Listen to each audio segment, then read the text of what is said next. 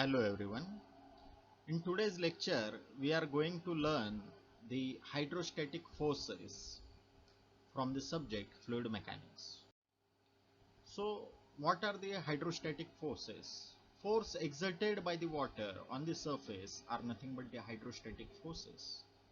So that forces might be called it as a thrust force because when you immerse an object into the water, into the fluid, then the force is exerted on that object by the fluid.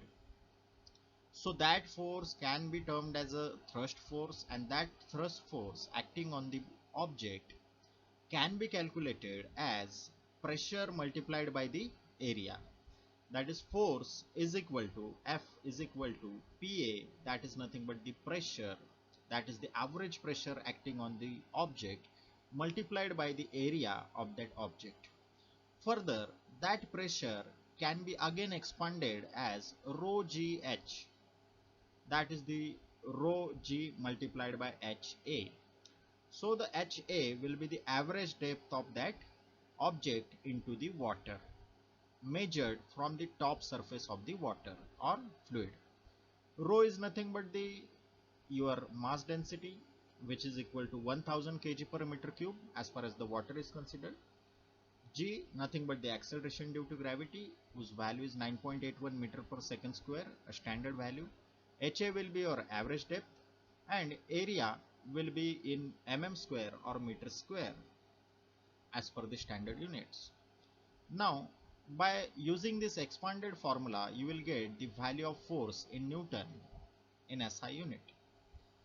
Further, let's see an example. The thrust force acting on the side of a container. So, F is equal to PA into a normal formula we are using here. Now, that average pressure for that object can be calculated as pressure at the top plus pressure at the bottom divided by 2, means we are taking the average of these two pressures because the pressure will vary at top position and bottom position. So therefore, calculating the average pressure, top plus bottom divided by 2 will give you the average value multiplied by the area of that object. Further, we can expand it as, because the rho and G will remain constant, taken as common, multiplied by the top height plus bottom height divided by 2, that is the average height.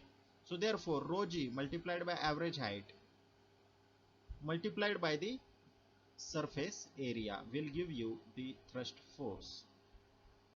Here you are calculating it for the average value, that is for the average depth, average height, and therefore the formula also changes and the value also changes, but at final the both values you got the same because the pressure at that surface or at that location is the same irrespective of the your size of the object.